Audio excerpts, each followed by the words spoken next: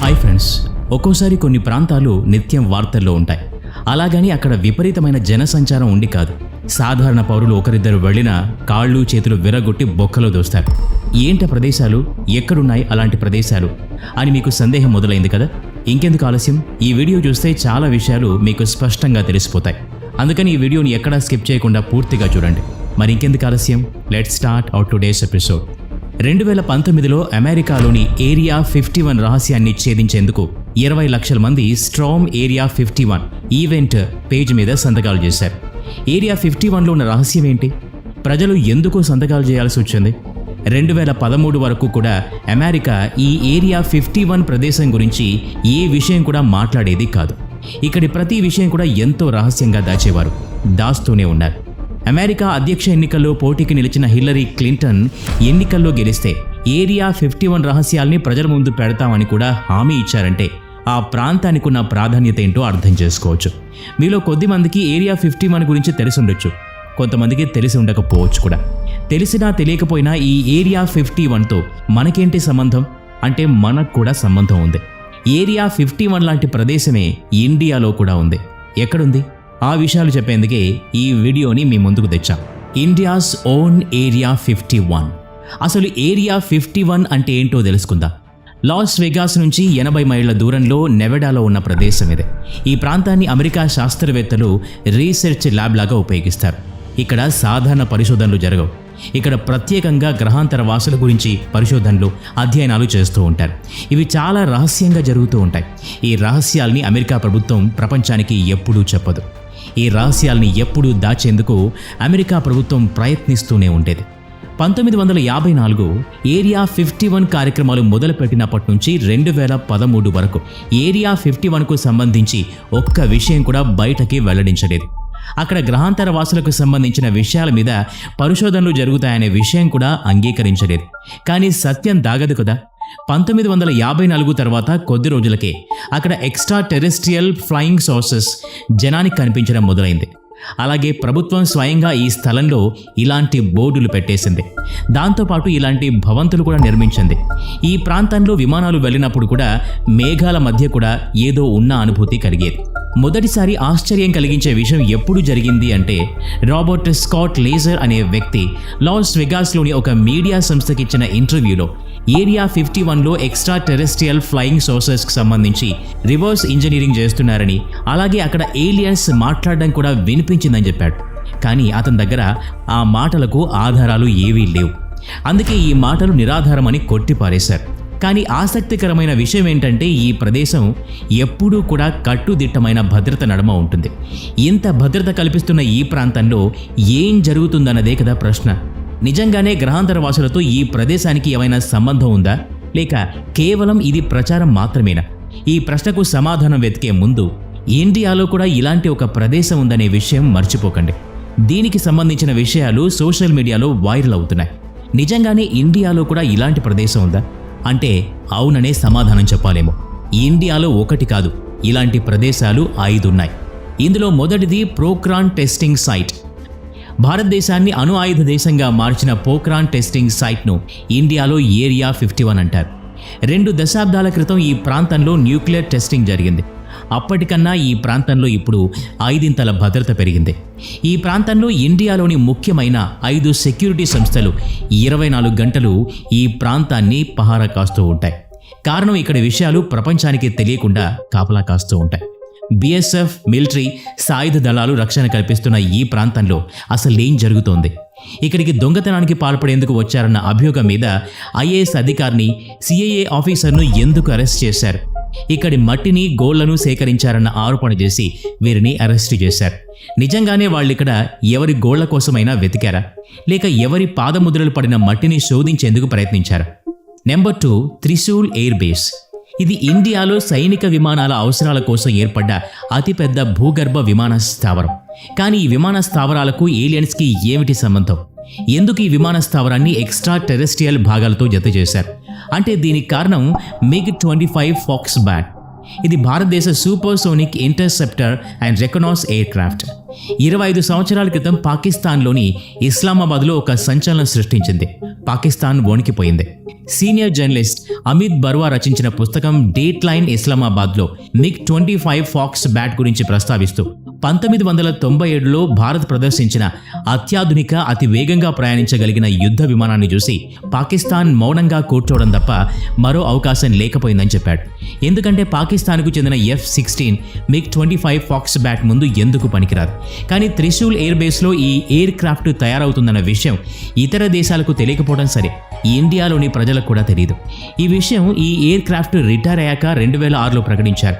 ఈ రహస్యం బయటపడ్డాక ఇక్కడ UFO లేదా ఎక్స్ట్రా టెరెస్ట్రియల్ బాడీ ఉంటే గనక అది ఇక్కడే ఉండే అవకాశం ఉందనే ఆలోచన ప్రజల్లో వచ్చింది. 3వ స్థానం వీలర్స్ ఐలాండ్ది. ఈ ఐలాండ్ని అబ్దుల్ కలాం ఐలాండ్ అని కూడా అంటారు. ఎందుకంటే దీని నిర్మాణ బాధ్యుడు ఆయనే కాబట్టి ఆయన పేరుతోనే దీన్ని పిలుస్తూ ఉన్నారు. India strategic missiles tactical missile testing కారణంగా ఈ ప్రాంతాన్ని ఏరియా 51 అని కూడా అంటారు.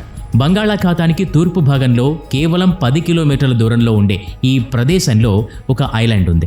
దీని చుట్టుపక్కల UFO సైటింగ్స్ చూడటం జరిగింది. షిప్ సహాయంతో మాత్రమే వెళ్ళగలిగే ఈ ఐలాండ్కి సమీపంగా ఉండే తూర్పు కలకత్తా ప్రాంతంలో 2007లో ఒక టాక్సీలో UFO కనిపించిందని చెప్తూ ఉంటారు.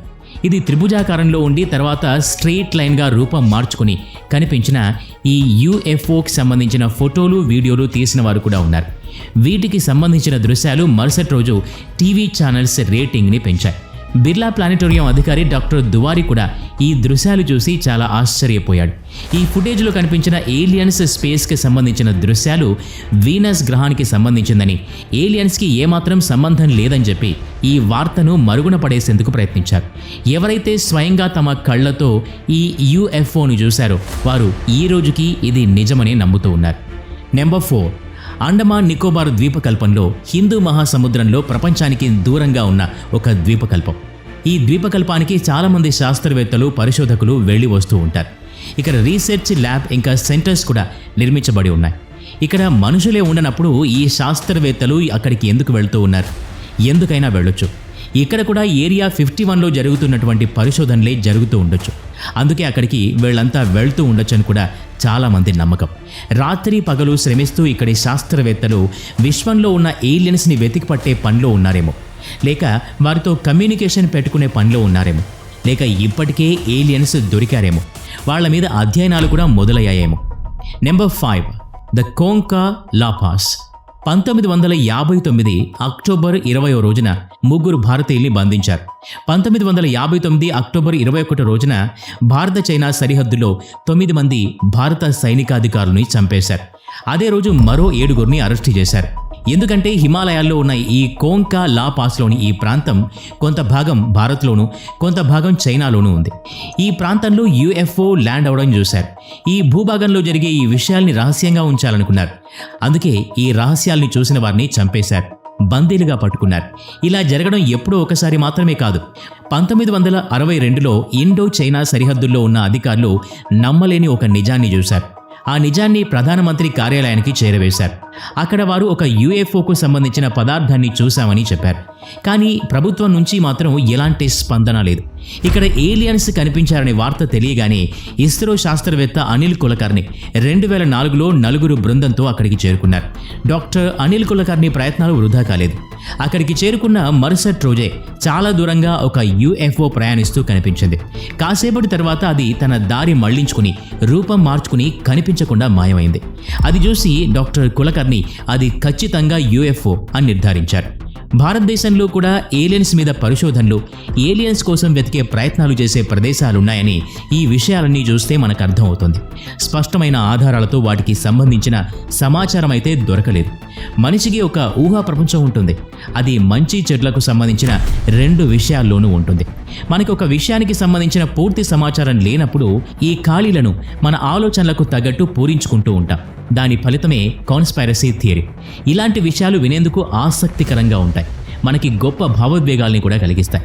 కానీ నిజంగా ఇప్పటి వరకు మనకు అందుబాటులో ఉన్న సమాచారాన్ని బట్టి ఏలియన్స్కి సంబంధించిన వివరాలు స్పష్టంగా తెలియదు. ఇక అమెరికాలో ఉన్న ఏరియా 51 విషయానికి వచ్చేస్తే న్యూక్లియర్ టెస్ట్ 1, 2, 3 కారణంగా దీనికి న్యూక్లియర్ టెస్టింగ్ సైట్ అనే పేరు కూడా వచ్చింది. ఈ ప్రాంతంలో ఉన్న ఈ 3 సైట్స్ మధ్య విభజన కారణంగా ఈ ఏరియాను ఇలా పిలుస్తూ ఉంటారు. ప్రెసిడెంట్ హైసెన్హోవర్ 1954లో హై ఆల్టిట్యూడ్ రికానైసెన్స్ ప్రోగ్రామ్ కోసం దీన్ని ఎంచుకున్నారు. మొదట ఇక్కడ U-2 విమానాల పరీక్షలు తయారీ జరిగేది. తర్వాత SR-71 బ్లాక్ బర్డ్ తయారీ జరిగింది. ఇప్పుడు ఇంకా చాలా పరీక్షలు తయారీలు జరుగుతున్నాయి. U-2 60,000 నుండి 70,000 అడుగుల ఎత్తులో ప్రయాణించేది. అక్కడే SR-71 80,000 అడుగుల ఎత్తులో ప్రయాణించేది. ఎందుకంటే ఈ విమానాలు నడిపే పైలట్లకు అక్కడ తమ పైన ఏదో పదార్థం ఉన్న అనుభూతి కలిగేది. వీటన్నింటినీ రహస్యంగా ఉంచేందుకు అమెరికా ప్రభుత్వం ప్రయత్నించేది. ఇప్పుడు ఈ మొత్తం ప్రాంతాన్ని అమెరికా వైమానిక సైన్యం తమ ఆధీనంలోకి తీసుకుంది. అక్కడికి వెళ్లేందుకు సాధారణ వ్యక్తులు ఎవరికీ అనుమతి లేదు. అందుకే 20 లక్షల మంది కలిసి ఆ ప్రాంతంలోకి వెళ్లేందుకు పథకం వేశారు. కానీ అమెరికా సైన్యం పొరపాటున కూడా ఆ ప్రాంతంలోకి వెళ్లేందుకు అనుమతి ఇవ్వదు. ఎవరైనా ఉల్లంఘించి అడుగు ముందుకేస్తే కఠిన చర్యలు తీసుకునేందుకు సిద్ధమైంది. ఇదంతా చూశాక ఏరియా 51 గురించి మీకు ఒక స్పష్టత వచ్చింది కదా. ఇది అమెరికా తెలివైన వ్యవహారం కూడా కావచ్చు. ఈ విషయం గురించి మీరేమనుకుంటున్నారో కామెంట్ల రూపంలో తెలియచేయండి. ఈ వీడియో మీకు నచ్చినట్లయితే లైక్ చేయండి, షేర్ చేయండి. ఇలాంటి మరిన్ని వీడియోస్ కోసం ఈ ఛానల్కి సబ్స్క్రైబ్ చేసుకొని బెల్ ఐకాన్ మీద క్లిక్ చేయండి. నెక్స్ట్ వీడియోలో మళ్ళీ కలుద్దాం. Thanks for watching.